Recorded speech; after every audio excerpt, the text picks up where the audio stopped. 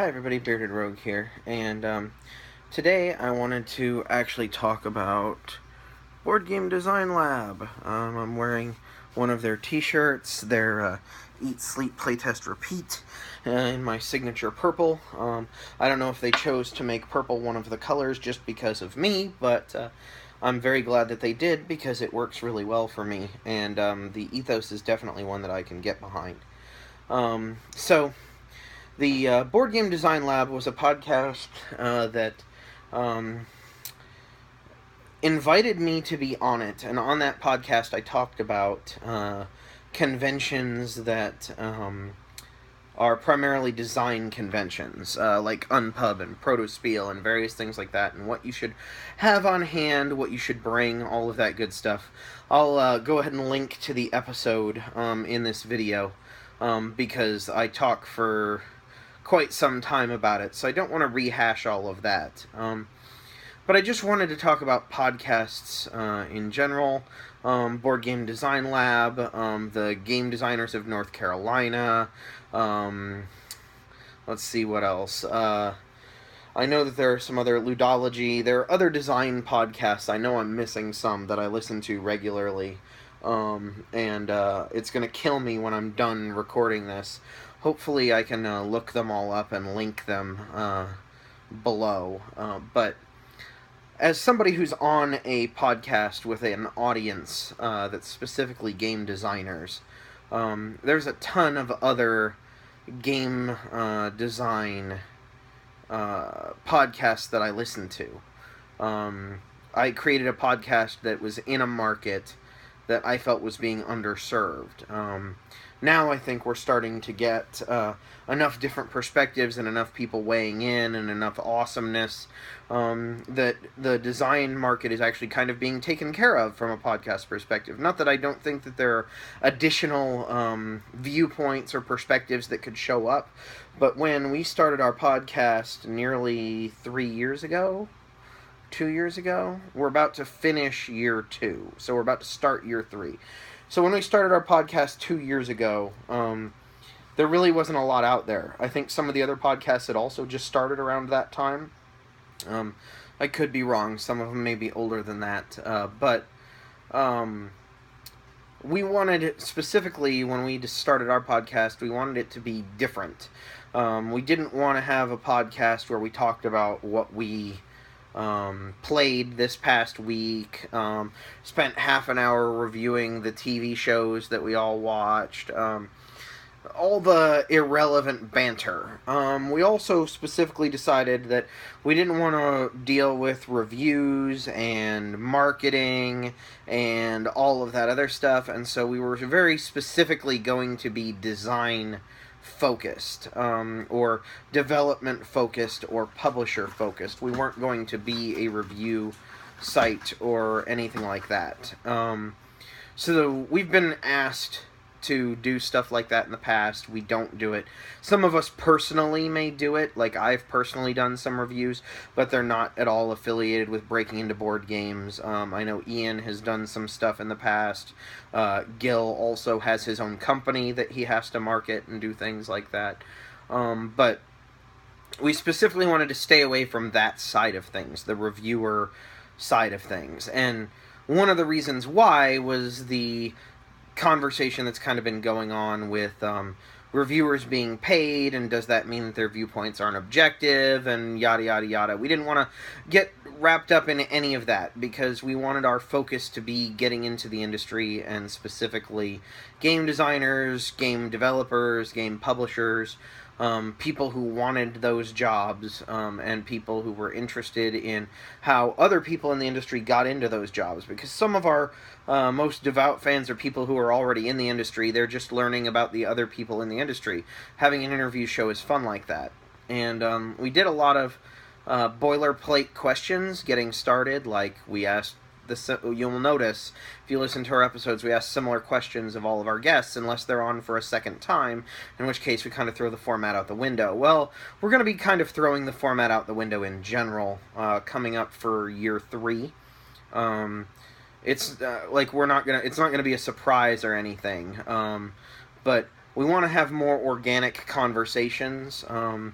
and let the questions that we ask kind of flow from the conversation and where the guest takes it, rather than kind of a more news report-esque, these are the standard questions and these are these people's answers to it.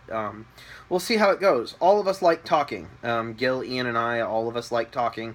All of us love talking to our guests. We have some of the most fantastic people ever on our podcast because they're people from our community. And Board Game Design Lab is actually the first podcast that I have ever been on that wasn't my own podcast. And I'm open to being on other podcasts. I've recorded some segments for various edited podcasts here and there. I did one for Summoner Wars and one for Sentinels of the Multiverse, for podcasts that were specifically talking about those games. And I've done some live streams here and there with the One Tar or Meeple's included. I love doing all of that kind of stuff.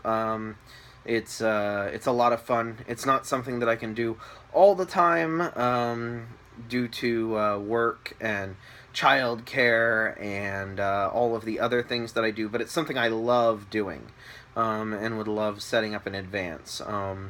So I guess part of this episode is if you would like to have me on a podcast or a live stream or a video chat or whatever, please, by all means, invite me. We'll set something up. If we set it up far enough in advance, I can make sure that it happens with no issues. But the other part of this was just design podcasts for me are fantastic because they're a way to get my mind churning about design without having to expend a ton of effort doing it. You know, some days, like today, for example, you know, I had the fear of our, I hesitate to call him president, I had the fear of the possible thermonuclear war that Herr Gropenführer was trying to start with North Korea. My son broke his arm last week and had to get a cast today. So that was stressful, taking him to the hospital. Once they removed the splint, making sure he didn't move his arm so they could get the cast on. Finding out that the cast wasn't actually a waterproof cast, which means that we're going to have to be extra careful for baths and that there's no swimming whatsoever. All sorts of things like that. And my van having issues that we're going to have to get looked at by the manufacturer. Luckily, it's still under warranty. All of these things added up to I did not want to do any mental effort today. I did not want to engage in any mental effort, but I still wanted to engage in design in some way. One of the things that I've said in the past is that as long as you do one thing every day, you're at least moving in the right direction. You know, take small steps and inch towards daylight. So listening to design podcasts is a way that you can do that doesn't overly tax your brain. And it might get you thinking about things. It might have you reflecting on your existing designs or come up with totally brand new designs. Or it might just inspire you in some way to, you know, get back to it or, you know, let you know that what you've been working on isn't actually working for you and have you shelve it. Like, there's all sorts of ways that inspiration can come. But listening to other designers talk is the best thing I've found next to actually talking to them yourself. Which is one of the other reasons why I started the podcast with Gil and Ian, why all three of us wanted to do that. We wanted to talk about this stuff more, and the community is awesome. And so getting to know the community more as a brand new designer. At the time, I had one design under my belt, absolutely nothing published. I still don't have anything published at this point, but I've designed an absolute ton, and I've learned so much that at this point I can be on a podcast like Board Game Design Lab and actually have something to say that's constructive and helpful to other designers in the field, even if I myself haven't been published yet. So, it's been a crazy wild ride, but I love design podcasts. Like I said, I'll link several of them below, but they're all fantastic. I love that they exist. They make my life a little bit easier and a little bit better. And I really enjoy all of the all of the interactions that I get to have on podcasts, whether my own or someone else's. Again, if you guys ever want to have a conversation, hit me up and we'll make it happen. You can always talk to me on Twitter.